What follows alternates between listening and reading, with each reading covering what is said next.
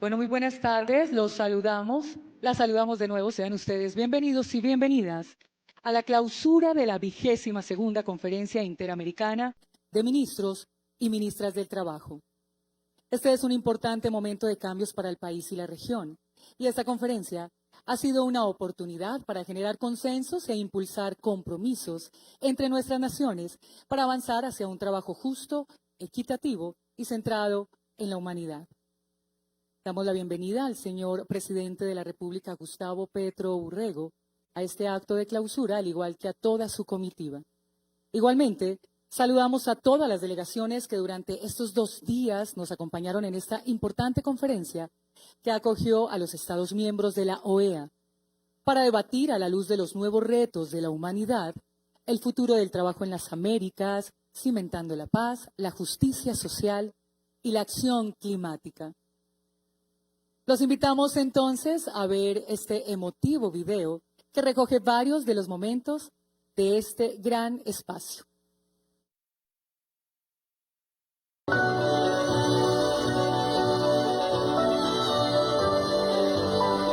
Colombia biodiversa, bañada por 2 océanos, cubierta por el verde amazónico, los páramos andinos y los manglares costeros, llena de riqueza cultural, de diversidad en su gente, que con su trabajo impulsa su desarrollo. Esta Colombia promueve en este momento importantes cambios y reformas sociales con el anhelo de garantizar derechos laborales, equidad, justicia social y ambiental. Esta nación, que es potencia de la vida, acogió en su capital, Bogotá, a los 34 Estados miembros de la Organización de Estados Americanos para celebrar la 22ª Conferencia Interamericana de Ministros y Ministras del Trabajo y debatir, a la luz de los nuevos retos de la humanidad, el futuro del trabajo en las Américas, cimentar la paz, la justicia social y la acción climática en armonía con una región y un mundo mejor. Este pujante país, el país de la belleza, recibió por los siguientes 3 años la presidencia de la Conferencia Interamericana de los y las Ministras del Trabajo de la región. Nuestro trabajo mueve al mundo.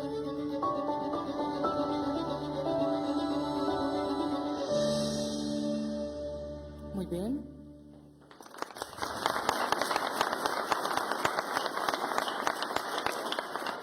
Muy bien, a continuación escucharemos a la señora Elizabeth Darius Clare, que ella es representante permanente de Santa Lucía ante la OEA y presidenta del Consejo Interamericano para el Desarrollo Integral, CIDI, de la OEA. Bienvenida, señora Elizabeth.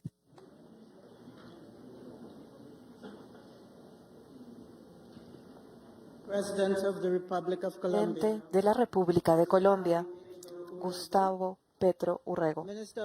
Ministra de Trabajo de la República de Colombia, Gloria Inés Ramírez Ríos.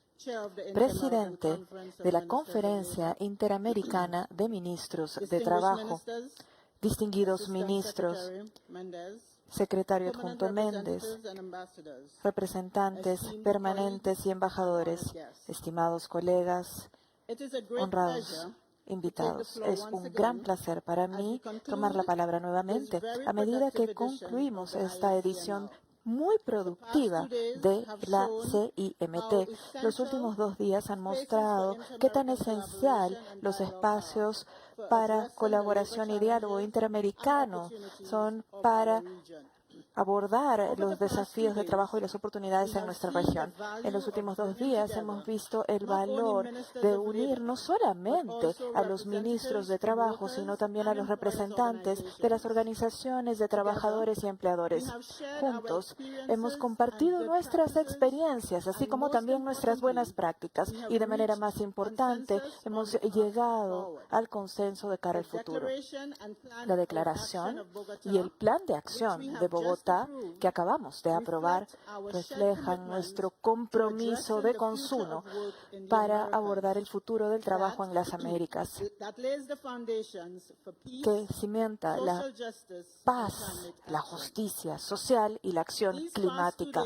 Estos últimos 2 días han establecido los fundamentos para el trabajo que ahora debemos llevar a cabo. La declaración y el plan de acción de Bogotá no son simplemente documentos. Diseñan el curso que tenemos que seguir para abordar los desafíos que debemos encarar y aprovechar las oportunidades ante nosotros. Nuestro compromiso colectivo con el futuro del trabajo requiere más que palabras, requiere acción. En la declaración nos hemos comprometido a avanzar las políticas públicas integradas que promuevan la paz, la justicia social y la acción climática. Estos conceptos no son abstractos, son los cimientos de un mercado laboral justo e inclusivo que beneficia a todos los trabajadores, independientemente de sus circunstancias. De la misma manera, hemos reconocido la importancia del fortalecimiento institucional, garantizando que nuestros ministros de trabajo tengan las herramientas que se necesitan para liderar y que el diálogo social se convierta en un pilar central del trabajo en las cuestiones de trabajo y empleo. Al promover la colaboración entre los gobiernos, empleadores y trabajadores, podemos desarrollar mercados de trabajo que no solamente sean más dinámicos, sino también más justos.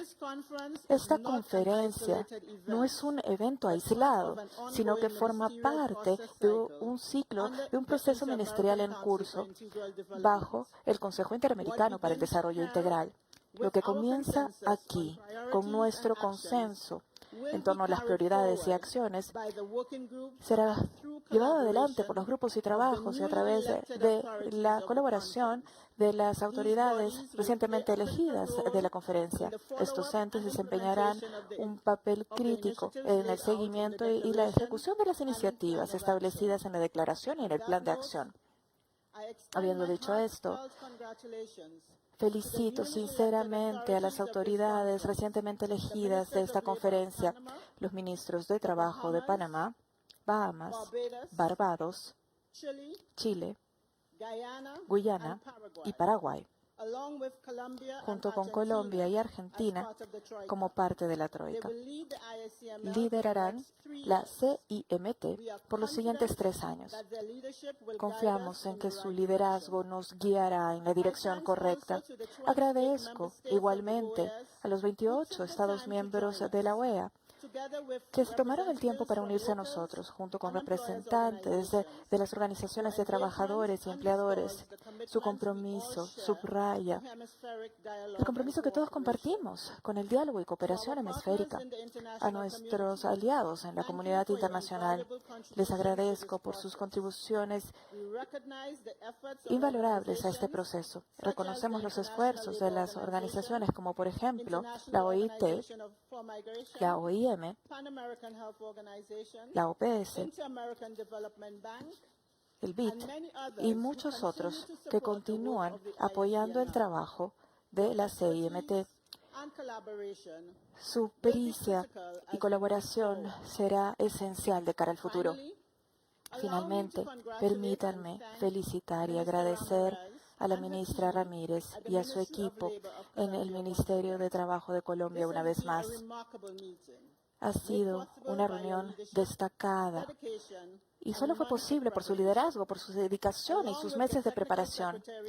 De la mano con la Secretaría Técnica de la OEA, ha usted garantizado que esta reunión ministerial de trabajo sea tanto productiva como orientada a resultados. Ha sido un honor, en mi calidad de presidente del Consejo Interamericano de Desarrollo Integral, ser testigo de la solidaridad y el desarrollo de consensos en esta conferencia. Juntos estamos cimentando el futuro del trabajo en las Américas para que sea inclusivo, justo y sostenible. Muchas gracias. Gracias, señora ministra. Continuamos con la intervención de la señora ministra del Trabajo de Colombia, doctora Gloria Inés Ramírez Ríos, quien ha sido elegida como presidenta de la Conferencia Interamericana de Ministros y Ministras del Trabajo.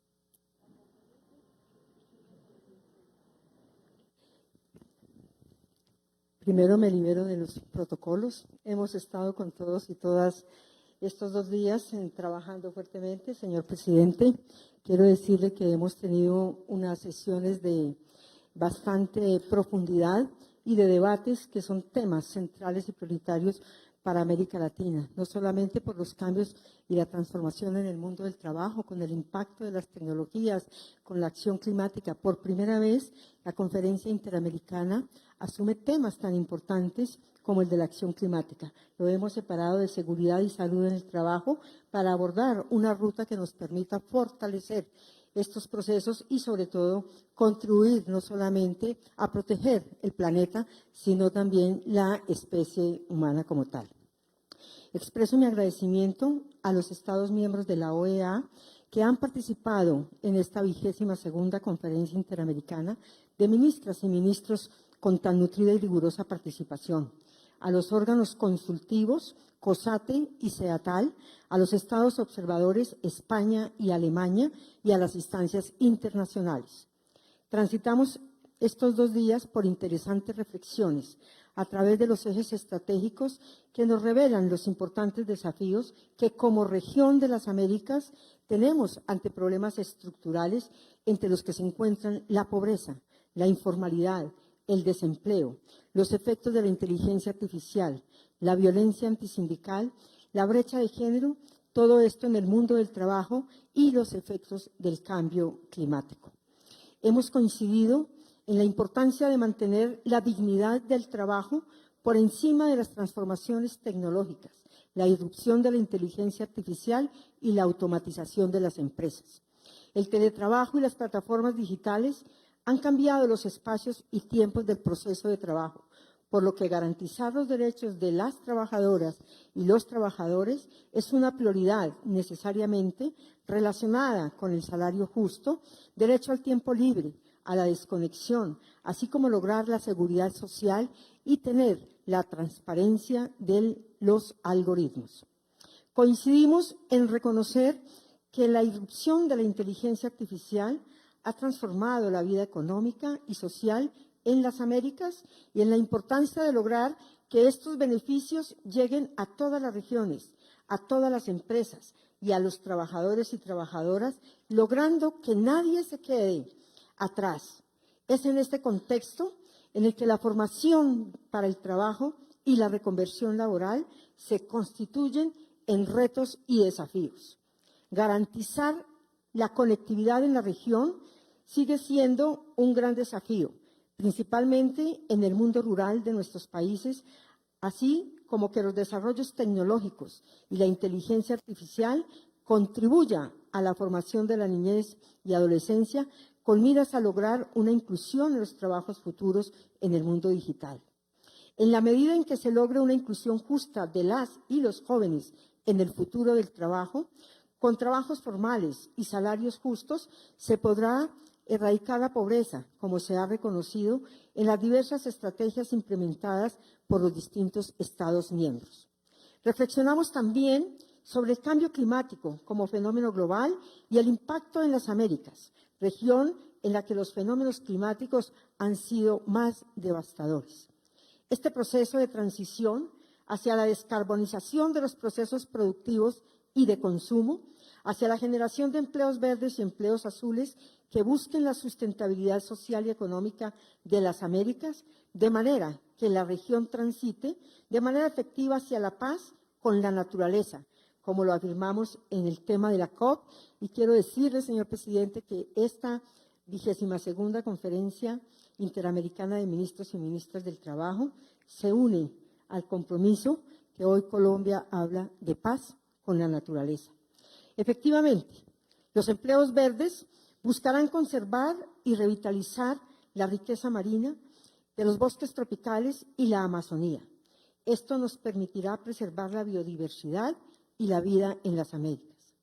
Frente al diálogo social, Reconocemos que es un principio rector con el cual estamos comprometidos, que está relacionado necesariamente con la voluntad política y el tripartismo como factores que contribuyen al mantenimiento de paz y la justicia social.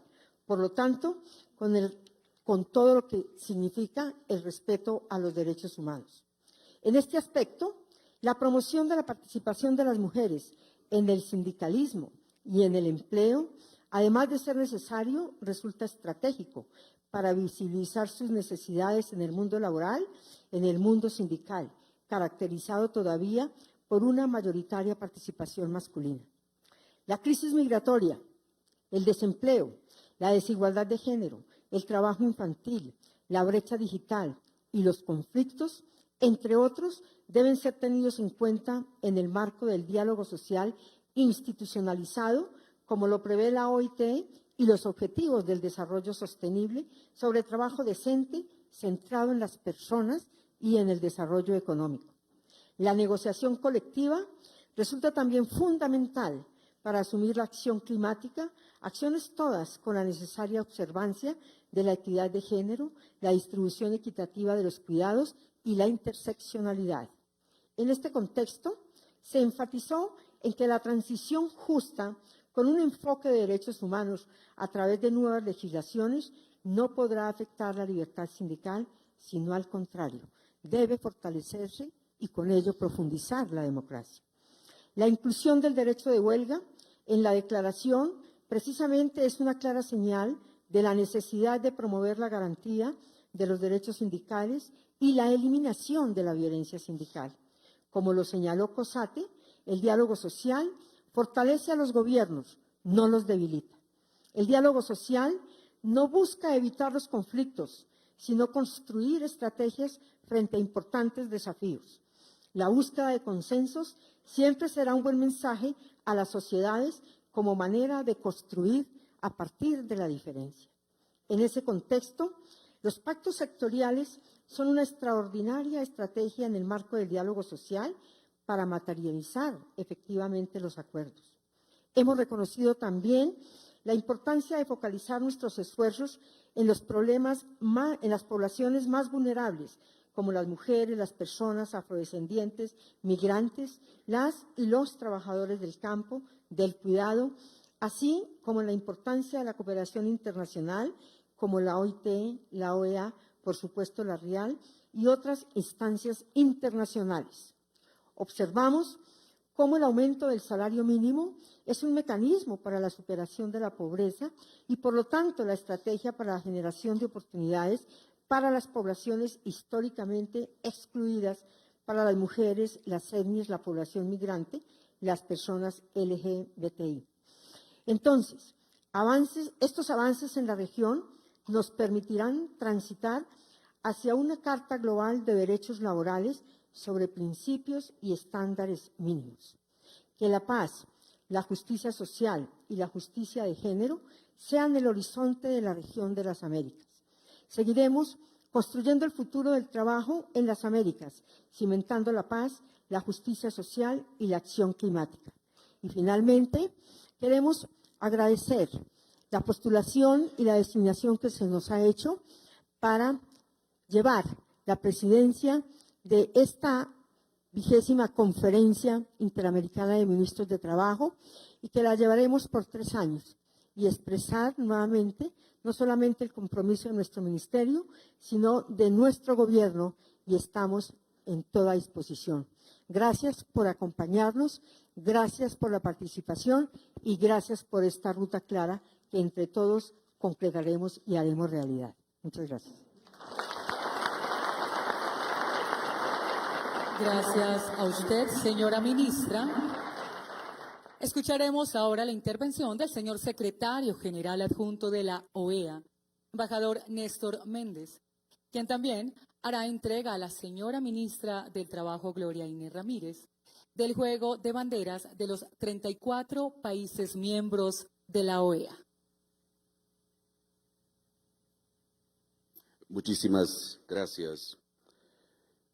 Excelentísimo señor presidente de la República de Colombia, señor Gustavo Petro Urrego, señora ministra de Trabajo de Colombia, ministra Gloria Inés Ramírez Ríos, y presidenta de nuestros trabajos en esta 22ª Conferencia Interamericana de Ministros de Trabajo, señoras ministras y señores ministros de Trabajo de los Estados miembros, Su Excelencia Elizabeth Darius Clark, representante permanente de Santa Lucía y presidenta del Consejo Interamericano de Desarrollo Integral, distinguidos invitados especiales, distinguido señor embajador Luis Ernesto Vargas, embajador de Colombia ante la OEA y gran amigo, señoras y señores, hemos escuchado con detalle el reporte sobre los trabajos de los preparativos y los trabajos que se han desarrollado a lo largo de estos 2 días de trabajo. A mí me corresponde un momento en la clausura mucho más agradable y mucho más protocolario. En nombre de la Organización de los Estados Americanos y el mío propio, es para mí un gran honor extender nuestras más sinceras felicitaciones y nuestro profundo agradecimiento a Colombia, y en especial a usted, señor presidente, y a la distinguida ministra de Trabajo, nuestra querida anfitriona, la ministra Gloria Inés Ramírez Ríos, por habernos recibido tan cálidamente y por haber guiado los trabajos de esta exitosa 22ª Conferencia Interamericana de Ministros de Trabajo. Felicitamos también a Colombia, en la persona de la ministra Ramírez, por haber sido electa para presidir los trabajos de esta conferencia por los próximos 3 años. El compromiso y liderazgo de Colombia en estos temas tan importantes han sido clave para que esta conferencia continúe y se fortalezca mientras empezamos el próximo ciclo de 3 años de trabajo. Los temas que se trataron y que van incorporados en la declaración y plan de acción que han sido aprobados hoy son los temas que exigen y dominan la atención de los ministerios de trabajo en las Américas. Como ya se ha mencionado, estos incluyen la transformación tecnológica y cómo aprovechar las oportunidades que ésta representa en las economías del futuro, la transición justa y el futuro del trabajo, que trata directamente con la necesidad de transformar nuestras economías en economías sostenibles, que generen empleos verdes y azules, de manera que la innovación en la evolución de esas economías generen nuevas y provechosas oportunidades de empleo para nuestra gente. El otro gran tema es el del diálogo social con todas las partes, los empleadores, los trabajadores y las autoridades, y que es elemento imprescindible para mantener la estabilidad, la concordia y la paz en una sociedad democrática. Estos son los temas, como se ha reportado, que han sido tratados y que forman el corazón de los trabajos que emprenderemos en los próximos 3 años, mientras seguimos el proceso de ciclo de trabajos de la Conferencia Interamericana de Ministros de Trabajo. Estamos convencidos que con estos acuerdos, la declaración y el plan de acción, tenemos una hoja de ruta clara para seguir trabajando y para seguir creando mejores condiciones y una mejor vida para nuestra gente, mientras se generan los sistemas que garanticen nuestros trabajadores gocen de trabajo decente, digno y productivo, con protección social, garantía de derechos individuales y colectivos y de un salario justo. Estamos seguros que con Colombia estamos en buenas manos para que sigan liderando nuestros trabajos, y también reconocemos la urgencia de trabajar con rapidez, ya que los cambios y transformaciones que tenemos enfrente no se detienen a esperar a nadie. En esta reunión también se trató por primera vez el tema de cambio climático y su impacto en el trabajo del futuro y en las vidas de las y los trabajadores. En ese sentido, también felicitamos a Colombia por ser sede estos días de la COP16 en Cali. Me complace asegurarles que la Organización de Estados Americanos también estará presente en ese evento, sumando nuestra voz y nuestros esfuerzos en favor de la diversidad y la vida. Ladies and gentlemen, Señoras y señores, even as we celebrate incluso the a medida very que successful celebramos conclusion la of conclusión the 22nd muy Conference exitosa de la of Ministers of Labor of the segunda Americas, Conferencia I want to Interamericana underscore the de Ministros y importance of Ministros the de moment. Trabajo, We quiero have done subrayar a la lot of importancia de work, este momento. but the Hemos real work hecho is mucho just trabajo, pero el beginning. trabajo verdadero We have está people comenzando depending recién ahora. on what Tenemos will be the personas que outcome dependen and de the lo que concrete serán los results resultados y of los what has been agreed productos and what concretos de lo que will se ha be delivered acordado in the y de plan lo that que has se been approved. ejecutará en el I plan want que to se ha urge you, aprobado. Quiero time waits for no one. exhortarles. El Our tiempo no people espera a are nadie. depending on us. Nuestros pueblos dependen de nosotros. Señoras y señores, ahora me gustaría continuar una tradición importante de la Organización de Estados Americanos. Al finalizar una reunión a nivel ministerial, siempre culminamos haciendo entrega de las bandejas representativas, de las banderas representativas de nuestra organización a la persona que preside, la presidenta o presidente de los trabajos. Entonces, con su permiso y en nombre de la OEA y en nombre de ustedes, me gustaría proceder a hacerlo.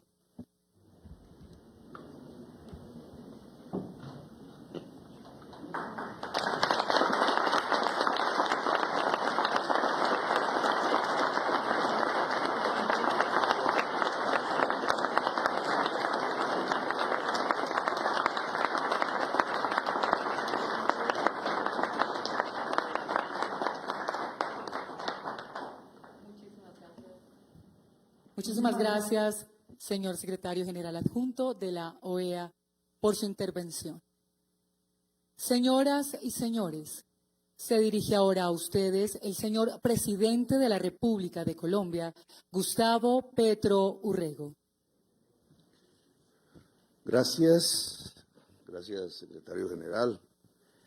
Un saludo muy especial a las embajadoras, embajadores, jefes de misiones diplomáticas acreditados en Colombia, ministras y ministros asistentes a la 22ª Conferencia Interamericana de Ministros de Trabajo, secretario general adjunto de la Organización de los Estados Americanos, OEA, Néstor Méndez, presidenta del Consejo Interamericano para el Desarrollo Integral, CIDI, Elizabeth Darius Clark, ministra de Trabajo, Gloria Inés Ramírez Ríos, delegación de la Organización de Estados Americanos, OEA, y de la Organización Internacional del Trabajo, OIT, funcionarios y representantes del Consejo Sindical de Asesoramiento Técnico, COSATE, y de la Comisión Empresarial de Asesoramiento Técnico en Asuntos Laborales, CEATAL, representantes de los diferentes organismos internacionales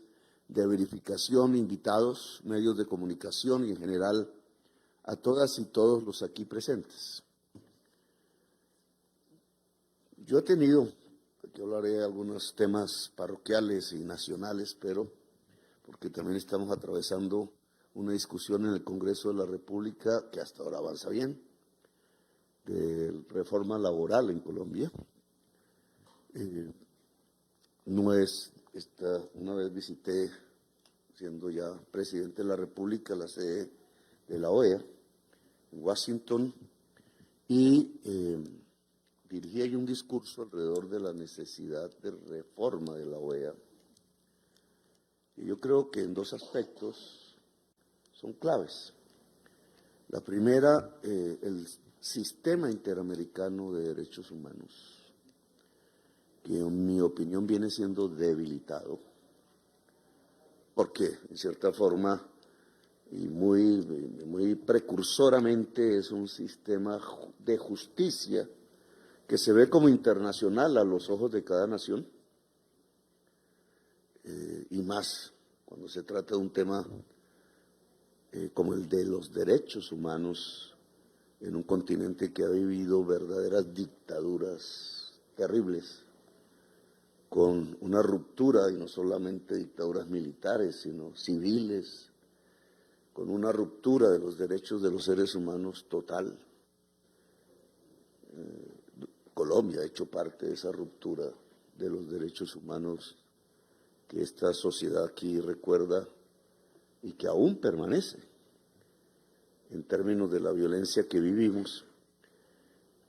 Y ese peligro de rupturas de derechos humanos en cada una de nuestras naciones, unas la han superado, otras están en ese intento, amerita no un debilitamiento del sistema de derechos humanos, sino todo lo contrario.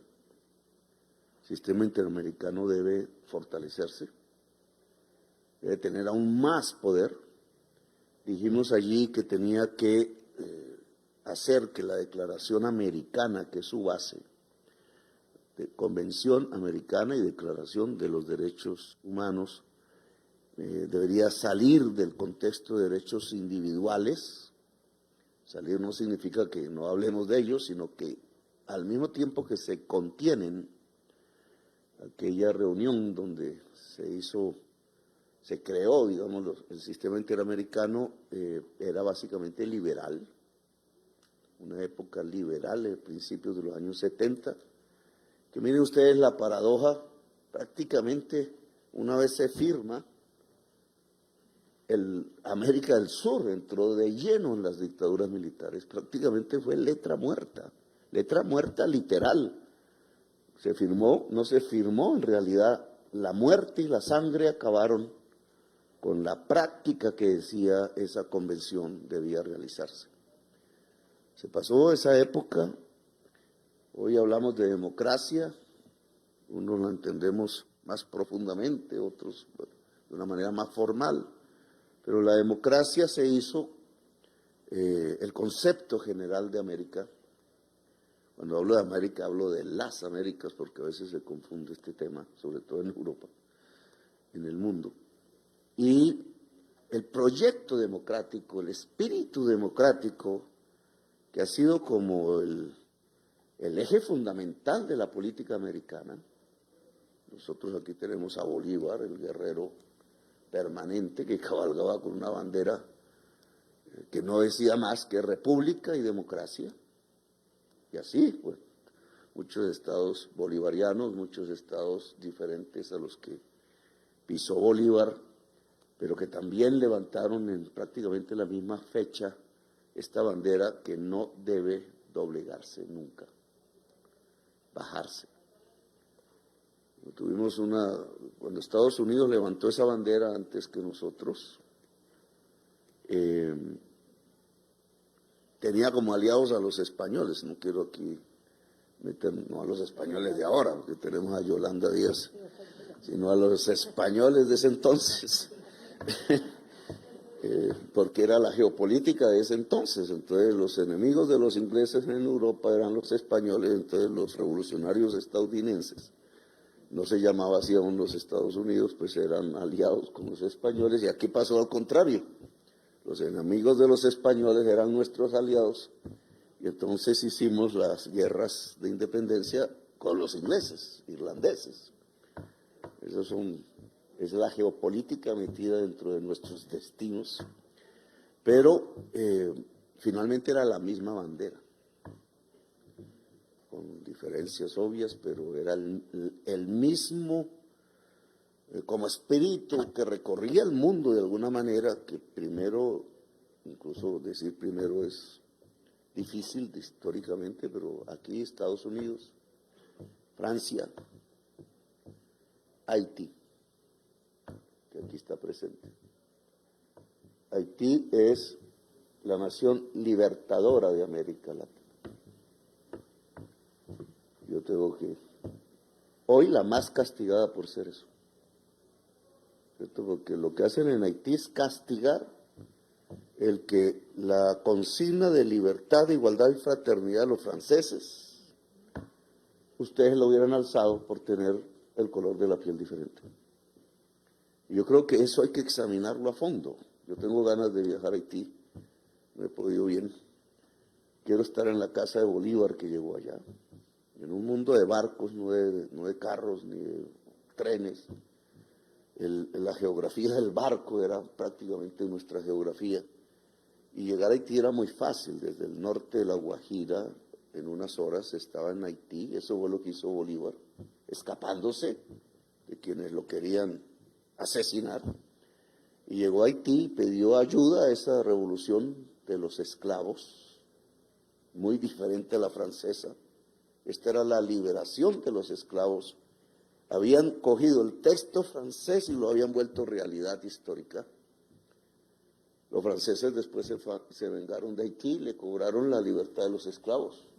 Indemnización por la propiedad privada de gente francesas sobre seres humanos que habían traído aquí a la fuerza. Este es uno de los grandes desastres de la humanidad, a Norteamérica y a Sudamérica y a las islas del Caribe.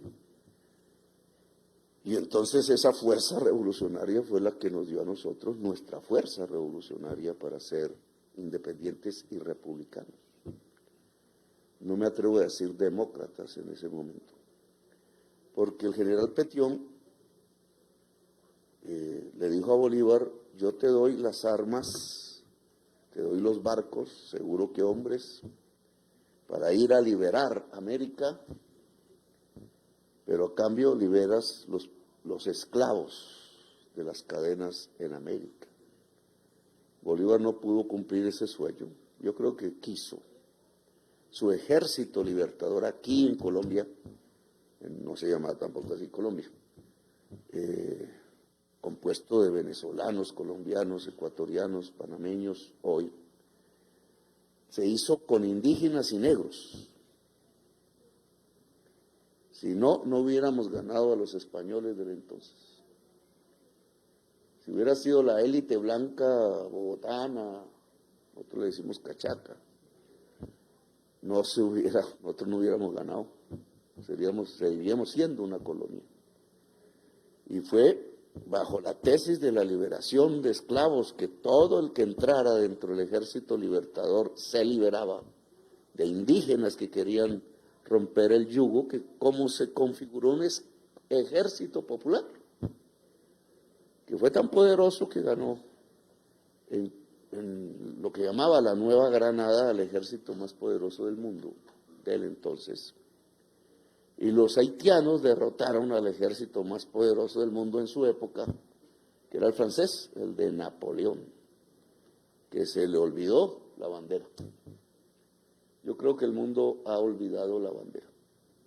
En Colombia se ha olvidado la bandera que nos dio la libertad. No es la bandera democrática la que se alza en el mundo. Son las bombas que caen sobre Gaza las que han cerrado esa lucha de independencia, que aún sigue latente en toda América, en toda. Bueno, este es un tema que me voy yo hablando, pues quiero centrarme en a lo que vine. Pero tiene que ver con el mundo del trabajo. Cuando hablo de esclavitud, tenemos que hablar del mundo del trabajo. Porque un trabajador esclavo, aquí tengo todavía papeles de esa época, dicen los certificados de nacimiento de los niños, bebés de los esclavos. Y tú eres propiedad de no sé qué, nombre de alguno.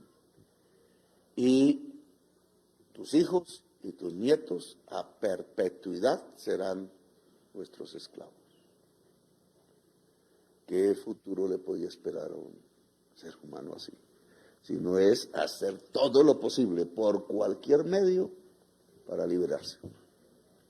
Ese es el deber de un ser humano. No puede haber ser humano esclavo. Hoy tenemos nuevas esclavitudes. Haití lo demostró, y aquí nuestro primer libertador, que no está escrito en nuestra historia oficial.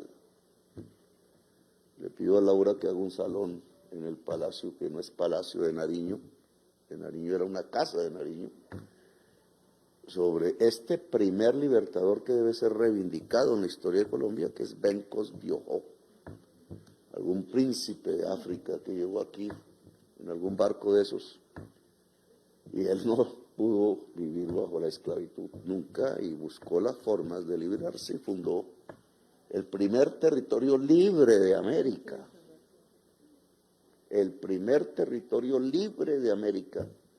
que hoy llamamos San Vicente, San Vicente de Palenque, fueron los palenques, y lo hemos convertido en este gobierno en honor a ese hecho en municipio, que es una forma de darle más poder a ese territorio, el primer territorio libre de América. Bueno, me salgo un poco de la historia para venir a una historia más contemporánea. Al final a nuestros países, todos, llegó lo que llamamos el capitalismo. El capitalismo está ligado no a la esclavitud, aunque surgió de ahí, en América, sino al salario. Es decir, no es la cadena la que se le pone al trabajador, sino se le paga un salario a su fuerza de trabajo. Esto está escrito ya en la economía política clásica que yo estudié cuando empecé mi universidad. Y no estoy hablando de algo nuevo. Salario es sinónimo de capitalismo hoy por hoy. No nos gusta hablar mucho del capitalismo porque cuando se acaba la Guerra Fría, pues Fukuyama nos dijo que esto iba a ser el modus operandi del mundo desde ese entonces hasta no sé cuándo, pero hoy enfrentamos problemas. Fukuyama no tenía razón. La historia sigue y la historia fluye, y a nosotros los dirigentes políticos nos toca saber, tener la sensibilidad de ese fluir, sea que estemos de acuerdo con él y nos dejamos ir, o sea que no estemos con él y nos oponemos. Pero hay que saber para dónde va ese fluir.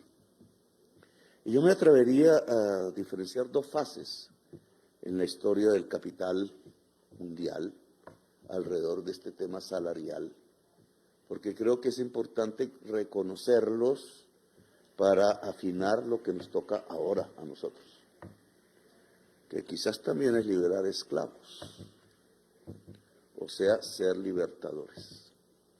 La primera es lo que llaman usualmente como capitalismo salvaje. Yo siempre que hablan de eso, me acuerdo de niño de las lecturas de Charles Dickens. Hoy me puse a leer de nuevo, hoy no, sino en esto, sobre todo en la época del COVID que tocó. Yo me enfermé en Florencia, Italia, entonces cogí los tomos del libro de economía política para pasar el tiempo, porque creo que los tiempos modernos, actuales, contemporáneos, tienen que ser leídos desde la economía política, no desde la economía dominante actual, que no nos dicen nada. Es más, ese paradigma de la economía dominante de hoy nos ha llevado a una crisis que casi es sin salida. Y me trato de explicar. Ese capitalismo salvaje de Carlos Dickens, de sus libros, que fue la realidad de Inglaterra y que se transformó en la realidad del capital del mundo, pues era el de la superexplotación. La primera huelga obrera fue para que la jornada fuese de 10 horas. Y los arrasaron allá en Inglaterra. Los arrasaron y eran millones de trabajadores trabajadoras luchando porque hubiera un espacio para vivir de tiempo libre. Y los niños y las niñas trabajaban, son los cuentos de Charles Dickens.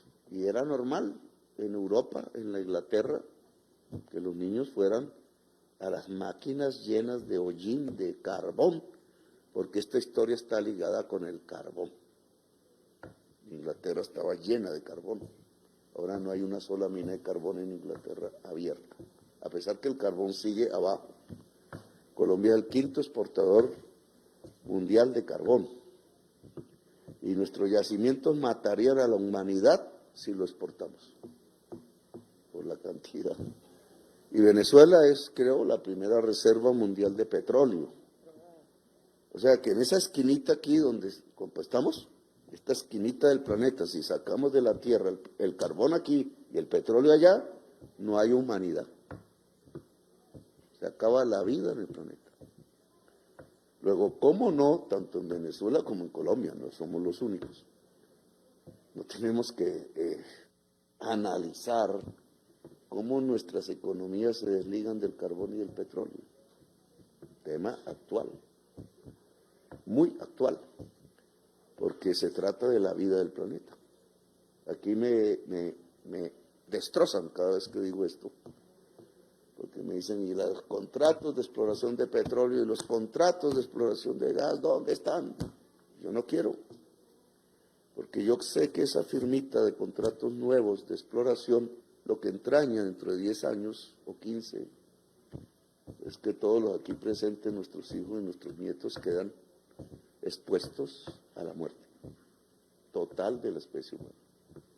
Bueno, así comenzó la época del carbón, allá en Inglaterra, y montado sobre cómo explotar más los trabajadores y las trabajadoras, incluidos los niños, que sacaban a la fuerza de los centros esos de donde cuidaban los huérfanos. Inglaterra indudablemente cambió, y cambió en un momento que implica la segunda fase. Es un momento de luchas obreras en Estados Unidos, que salió el 1 de mayo.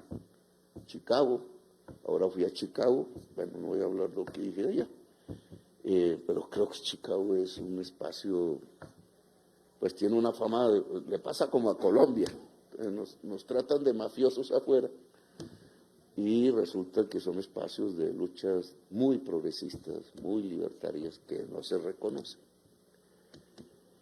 Y finalmente en todo el mundo hubo que hacer, digo yo, 2 guerras mundiales. Hubo que destruir a los nazis, socialistas y demócratas. Hay quien me diría, pero es que los socialistas también son demócratas, es una discusión. Socialistas y demócratas se juntaron casi para representar a toda la humanidad, para destruir un engendro en Europa que prácticamente nos podría haber destruido antes que los que está pasando hoy, los nazis y sus amigos. Ese mundo de victoria al final puso al mundo trabajador a sacrificarse por otro mundo. Los que querían acabar con los patrones, yo leí mucho la Revolución Española, que creo que es la última de ese mundo, republicana, porque creo, pues como un latinoamericano que nosotros hemos nacido, no quiero hablar del rey, pero pues luchando contra el rey, para crear aquí una república, no ve en lo que sucedió en la España de los 30, pues una extensión de las luchas de Bolívar. Tanto cabalgó que se metió en España y fue la última lucha de toda esta época, una lucha de obreros y obreras, no solo contra la monarquía, sino por la justicia. Allá fueron norteamericanos, allá Hemingway, allá fue buena parte de la intelectualidad del entonces. Malraux, me acuerdo que se volvió muy de derechas después.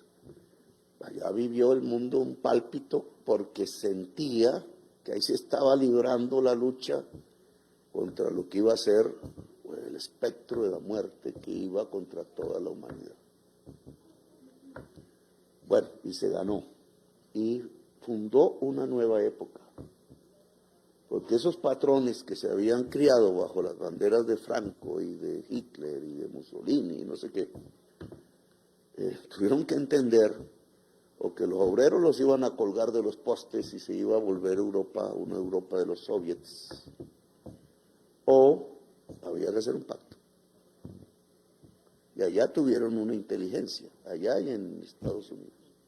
Yo le llamo a eso el pacto socialdemócrata, pero en Estados Unidos no se puede llamar así porque es la época de Roosevelt, pero en igual sentido, en la misma ola, es una ola de profundización democrática, se planteó un pacto, no superar el capital, sino pactar dentro del régimen del capital un pacto entre obreros y empresarios, dueños del capital.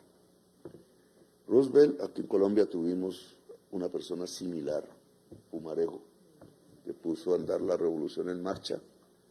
¿Por qué Colombia es violenta durante 75 años de manera permanente?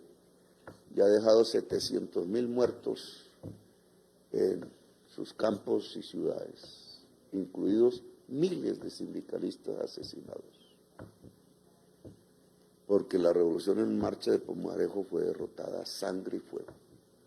por fascistas tardíos, los que le aprendieron a Franco que había que exterminarlos. Así comenzó la violencia colombiana. Terminaron incluso al líder liberal. Aquí no habían comunistas muchos, ni socialistas, eso fue después. Pero sí liberales que habían decidido que parte de esas banderas eran de ellos. Y asesinaron en esta ciudad, cuando se reunían, todo esto, esta misma reunión, el 9 de abril de 1948, que asesinaron al líder que más representaba. La hija de él se pone brava cuando lo digo, las banderas de la revolución en marcha, ahí se acabó. Desde ahí, aquí hay violencia. Bárbara. Nosotros intentamos que cese, porque aquí no pudimos hacer lo que Europa hizo y Estados Unidos. Aquí no pudimos hacer un pacto. Aquí fue más fuerte el mensaje nazi.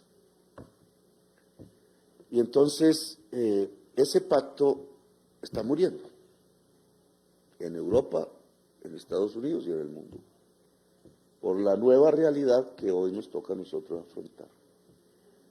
Neoliberalismo, le decimos, otros que global, etcétera, lo que anunció Fukuyama, porque ha traído el mensaje que al globalizarse el capital, entonces los derechos de los trabajadores se acaban. Y efectivamente se han destruido en buena parte del mundo. Y otra vez tratamos de volver a los libros de Carlos Dickens. Y en nuestro país no solo los leemos otra vez, sino que los vivimos. Se acabó la jornada de 8 horas, hacen unos contratos basura a las mujeres que firman esos contratos de trabajo por 2, 3 meses, las acosan sexualmente, lo que es la realidad más antifemenina de toda esta historia. Creen que los trabajadores son esclavos. Un expresidente con ideas franquistas puso un nombre de futbolista muy famoso de color descendiente, de afrodescendiente, y con su caballo muy español, como un hidalgo, empezó a rodear, le tocaba la cabecita así. Subliminalmente se sintió el dueño del gran jugador de fútbol. Lástima que el gran jugador del fútbol no se hubiera revelado, porque yo me hubiera revelado. Pero así es nuestro país hoy. De aquí sacan nuestras muchachas, todas, la mujer colombiana es hermosísima, para la muestra aquí un botón. Porque los cruces de tantas sangres del mundo que llegaron aquí, todas resistentes, incluidos los árabes derrotados en España en 1492, pues llegaron en las carabelas de los conquistadores como marineros allá bogando y se quedaron aquí. Entonces nuestra primera raíz, esto sí es muy específicamente colombiano, nuestra primera raíz étnica no es los españoles blancos castellanos, sino los árabes derrotados. Por eso donde yo nací tenemos costumbres árabes en el Caribe colombiano. No lo reconocemos, pero somos casi iguales. Y todas las razas llegaron aquí, etnias, porque la raza no existe, y mezclaron todo. Y entonces tenemos una diversidad total, que es nuestra riqueza. Pero la élite blanca colombiana cree que es nuestra pobreza. La esclavitud siguió después de la República. Después de las banderas libertarias de Bolívar cabalgando, las ensuciaron porque incumplieron el pacto con Haití. Y la élite blanca siguió con la esclavitud hasta 1851. El Partido Liberal se creó para liberar los esclavos. Hoy vuelve la esclavitud. Hoy en las discusiones sobre reforma laboral que hemos tenido, que es lo mínimo, volver a una jornada de 8 horas, ni siquiera hemos podido. Que el contrato no sea de 2, 3 meses, sino de tiempo indefinido, que vuelva a haber una estabilidad laboral, que el trabajador y la trabajadora sean seres humanos, pues se nos volvió un problema. Nos dicen comunistas, si fuéramos comunistas no habrían patrones en este mundo y en este país. Yo visité a Yolanda Díaz aquí presente alguna vez, y ella me contó más o menos cómo había hecho en España, su reforma laboral, que es parecida a lo que nosotros queremos aquí. Y dije, pero ¿cómo aquí puede hacerse? Hablando, discutiendo en un parlamento con tantos partidos obreros poderosos o que fueron obreros, con una patronal que se crió ideológicamente en el franquismo, pues muy parecido a Colombia. Yo dije, pues si allá pudieron, ¿por qué no aquí? Bueno, aquí vamos en la mitad, pero estamos intentando hacerlo por las buenas, pero debo decir que enfrentamos una cultura atrasada en donde aún hoy un expresidente dice, con mucho apoyo popular todavía, que plantear derechos de los trabajadores es un grave error, porque si ellos tienen un mejor salario o unas horas de descanso o horas de trabajadas cuando debería descansar sean mejor pagas, entonces eso va a acabar con la economía colombiana. La voz de Franco y la voz del esclavista, pero con mucho apoyo empresarial, porque un empresario salió a decir lo mismo. Y hoy no podemos volver a los tiempos de Charles Dickens, no se puede. ¿Por qué? Y finalizo, que yo no tendo a extenderme aquí y de pronto llegamos hasta la medianoche. ¿Por qué no podemos repetir esa vieja historia? Yo no sé si el capital va a seguir después de estos tiempos. Eso lo dejamos para una discusión posterior. Porque el capital no es eterno. Nació, se desarrolló y hoy está enfrentando serios problemas que ustedes en su declaración, leí algo, han tocado. Creo que una parte debe tocarse a mayor profundidad y lo dejo como propuesta. Ustedes mencionan el cambio climático.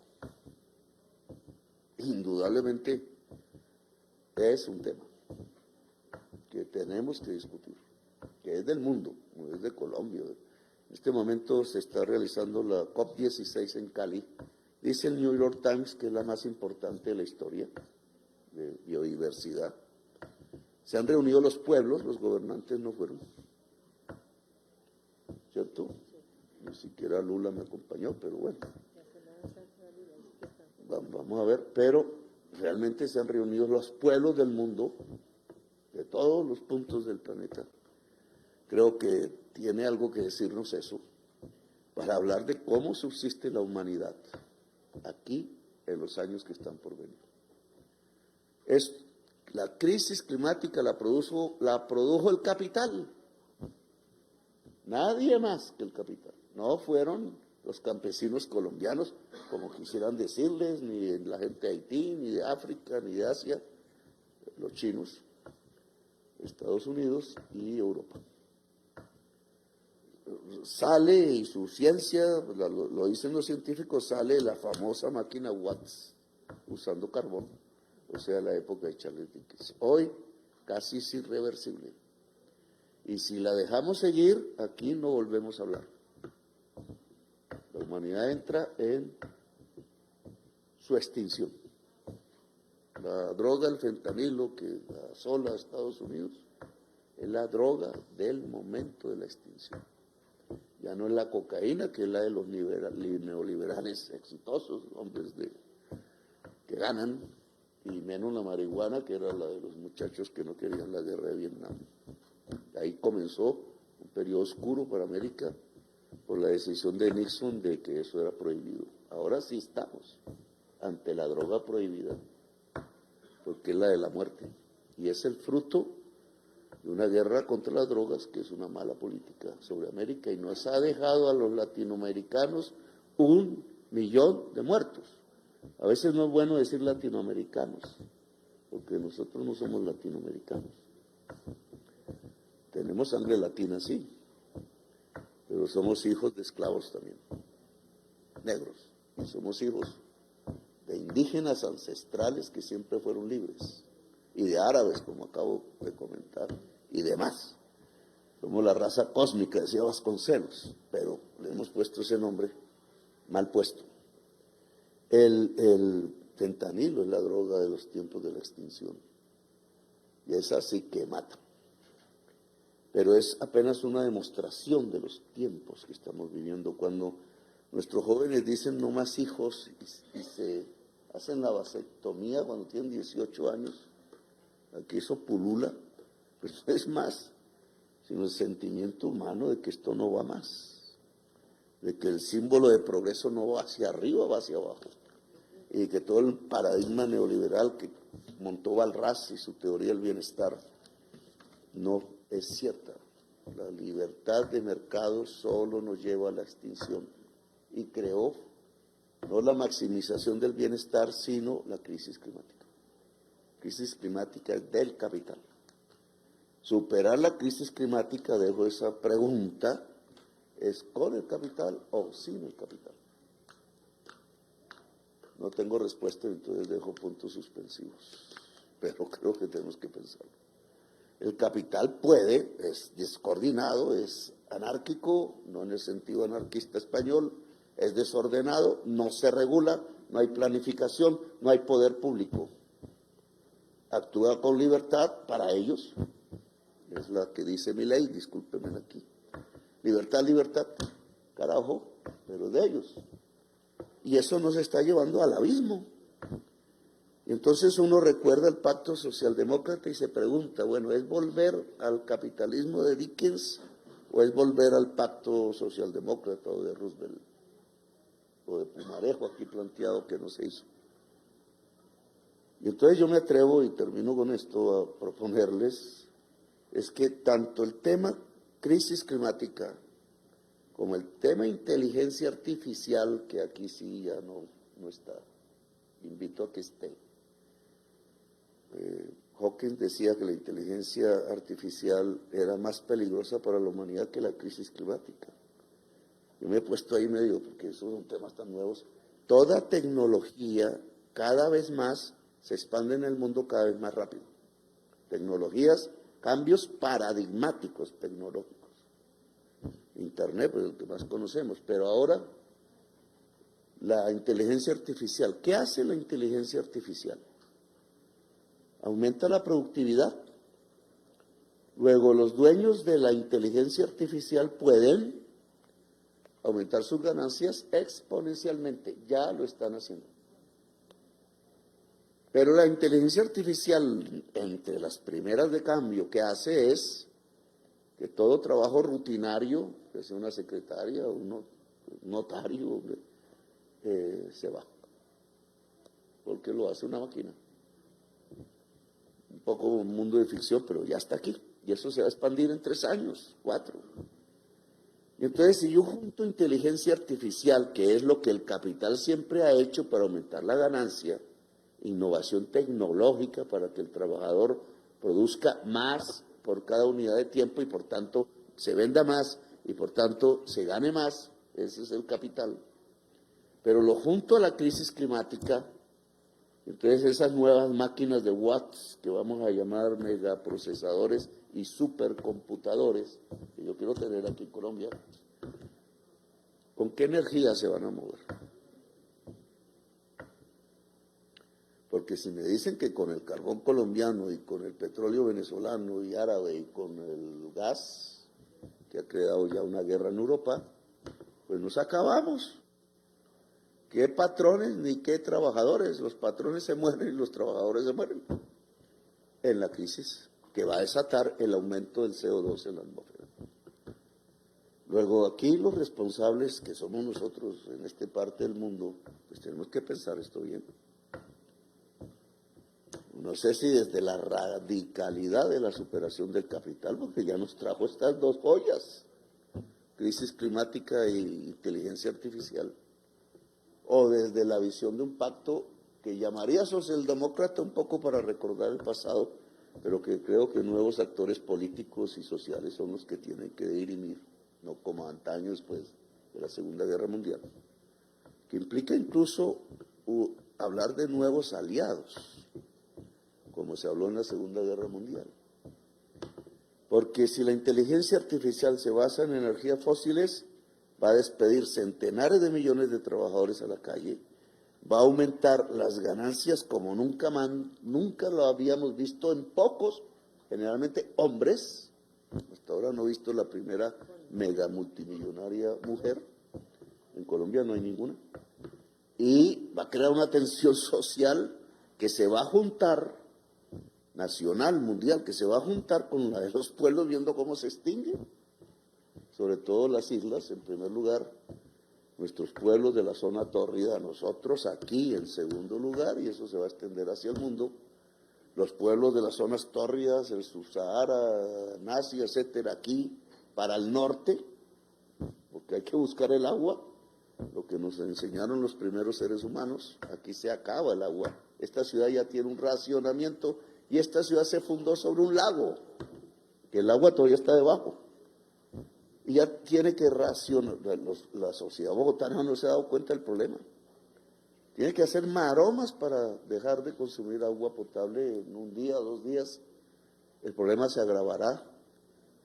Nuestro paraíso de la biodiversidad que anunciamos al mundo aquí se está muriendo en Bogotá, en esta ciudad. Y si vinculamos estas dos tensiones del mundo, pues lo que viene o es un caos, la barbarie nazi, pero a escala global, que ya hay muestras de eso en el mundo. El control de los pueblos a partir del poderío militar. Gaza es el ejemplo. Gaza no es el problema clásico de hace años de los israelíes y los árabes y las religiones, el territorio ocupado, etcétera. Gaza es una demostración para todos los pueblos del mundo de poder militar sobre su esencia humana. Bombas matando niños y niñas. Hitler. Pero a escala global. Si vamos a la barbarie, el mundo de los trabajadores vuelve a ser un mundo de esclavos. Y mucha gente en las calles con hambre, porque los han despedido de la inteligencia artificial, más la crisis climática galopando en contra de la vida del planeta. Un mundo que puede ser. O hacemos una nueva alianza democrática, profundamente democrática, y ponemos otro mundo sobre la mesa, que es un pacto, espero, o es Bolívar cabalgando de nuevo. Pero ese otro mundo es un pacto laboral otra vez, donde la inteligencia artificial, como crea tanta productividad y excedente económico, para atender a quienes ha dejado en las calles, en todo el mundo, tiene que crear un concepto que en Europa, nació en Brasil, pero en Europa ha cogido fuerza, que es la renta ciudadana universal. Y si queremos vencer la crisis climática, paralelamente, nos tocaron los 2 jinetes del apocalipsis. El libro de San Juan se equivocó en el número, son 2. La crisis climática y la inteligencia artificial. Si queremos controlar la inteligencia artificial para que no haga perder al ser humano de la realidad y se crea la virtualidad, se la crea como una verdad, lo vemos ya en los fake news por todas partes. Ese mundo se va a profundizar, pues tiene que haber una marca, tiene que haber un señuelo al ser humano de qué es real, qué no es real. Esta es la peor droga que se han inventado.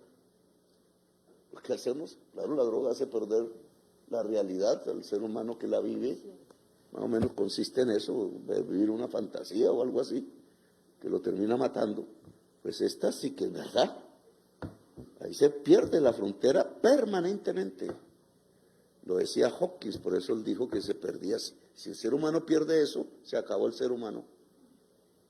Ya no hay un ser humano, más las máquinas, pero no es por las máquinas, es por su pérdida del horizonte de realidad y de verdad, que lo desvía, no se puede guiar. Antaño nos guiaba y aún hoy el faro de la ciencia. El progresismo no es progresismo si no sigue la ciencia, pero la inteligencia artificial puede difuminar la ciencia, más el uso de su energía. Entonces, ¿cómo dominamos la inteligencia artificial como seres humanos? Con poder público, no con mercado. El mercado aquí nos lleva, tanto en la crisis climática como en la inteligencia artificial, al abismo. No digo que se acabe el mercado, no soy Lenin por decreto, sino que el capital solo puede seguir existiendo si lo regulamos. ¿Quiénes lo regulamos? La humanidad. ¿Y qué es la humanidad? El poder público global. Ahí vendrán otras discusiones. Que es quién representa a la humanidad, etcétera, su diversidad, sus culturas. Los chinos han dicho algo sabio antes de alistar su ejército. Son ambas cosas las que van rodando, volando por el mundo, pero los chinos dijeron, no sé quién, un diálogo de civilizaciones. Huntington dijo lo contrario, Samuel Huntington, unas guerras entre civilizaciones. Nosotros somos una civilización y nos toca tomar partido. El partido no es seguir a unos o seguir a otros, el partido es ser nosotros jugadores también, nuestra voz, como dijo Bolívar, nuestra voz diferente, una voz que juegue en función de la vida. La revolución que viene es la revolución de la vida y tenemos que tener aliados y es la humanidad. Si el capital no es capaz de volverse verde, como dicen, y hacer un pacto laboral para permitir que el poder público controle la inteligencia artificial en función de la vida y de la prosperidad humana y del reequilibrio con la naturaleza y por tanto su energía tiene que ser limpia. América del Sur tiene una capacidad de generar al año 1.500 gigas de energía limpia. Tenemos ese poder aquí, África otro tanto. Y Estados Unidos necesita 1.200 gigas para su enorme economía.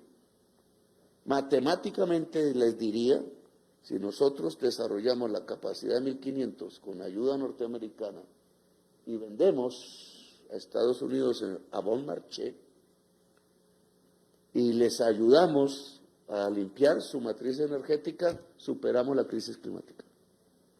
Suena fácil. Pero ¿cómo lo hacemos en la realidad? Si allá hay tendencias que dicen la plata no debe salir de Estados Unidos, el problema lo resuelven allá. Si nos ven a nosotros como colonia, si no podemos hablar de tú a tú, etcétera, todos los problemas que tenemos, pues se impone un diálogo de las Américas, otra vez, o sea esto, pero ahora, para el mundo de hoy. Y se impone un diálogo de árabes y africanos con Europa y otros en Asia.